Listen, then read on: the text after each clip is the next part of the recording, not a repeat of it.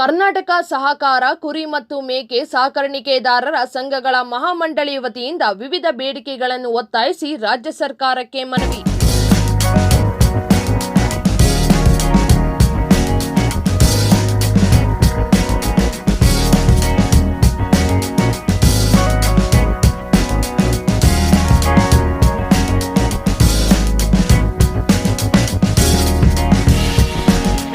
ಪ್ರತಿಭಟನೆಯಲ್ಲಿ ಮಾಜಿ ಮುಖ್ಯಮಂತ್ರಿಗಳಾದ ಸಿದ್ದರಾಮಯ್ಯರವರು ಮತ್ತು ಕಾಂಗ್ರೆಸ್ ಮುಖಂಡರಾದ ರೇವಣ್ಣರವರುಗಳಿಂದ ಪ್ರತಿಭಟನೆಗೆ ಬೆಂಬಲ ವ್ಯಕ್ತಪಡಿಸಿ ಸರ್ಕಾರಕ್ಕೆ ಬೇಡಿಕೆಗಳನ್ನು ಈಡೇರಿಸಲು ಒತ್ತಾಯಿಸಿದರು.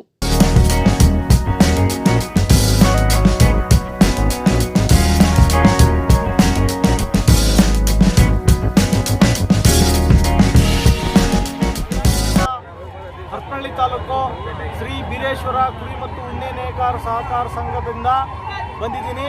ಶ್ರೀ ಬೀರೇಶ್ವರ ಉಣ್ಣೆ ನೇಕಾರ ಸಹಕಾರ ಸಂಘದ ಅಧ್ಯಕ್ಷ ಇದ್ದೀನಿ.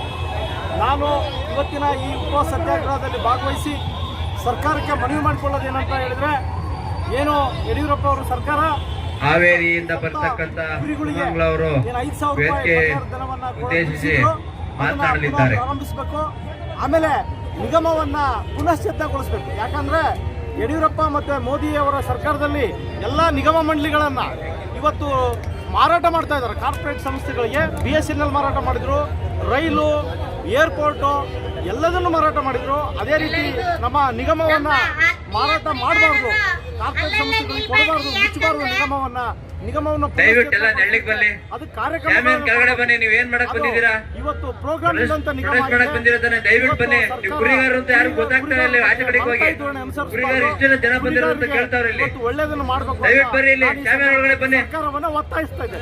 ಈ ಪ್ರತಿಭಟನೆ ಯಾರ ನೇತೃತ್ವದಲ್ಲಿ ನಡೀತಾ ಇದೆ? ಈ ಪ್ರತಿಭಟನೆ ನಮ್ಮ ಕರ್ನಾಟಕ ಸಹಕಾರ ಮತ್ತು ಮೇಕೆ ಸಾಕಾಣಿಕೆ ಮಹಾಮಂಡಲದ ಅಧ್ಯಕ್ಷರಾಗಿರ್ತಕ್ಕಂಥ ಪಂಡಿತ್ ರಾವ್ ಚಿದ್ರೆ ಅವರ ನೇತೃತ್ವದಲ್ಲಿ ಈ ಒಂದು ಧರಣಿ ಸತ್ಯಾಗ್ರಹ ನಡೀತಾ ಇದೆ. ಈ ಧರಣಿಯನ್ನು ಉದ್ದೇಶಿಸಿ ಮಾನ್ಯ ಸಿದ್ದರಾಮಯ್ಯನವರು, ವಿರೋಧ ಪಕ್ಷದ ನಾಯಕರು, ಮಾಜಿ ಮುಖ್ಯಮಂತ್ರಿಗಳು ಈ ಧರಣಿ ಸತ್ಯಾಗ್ರಹವನ್ನು ಬೆಂಬಲಿಸಿ ಮಾತಾಡಿ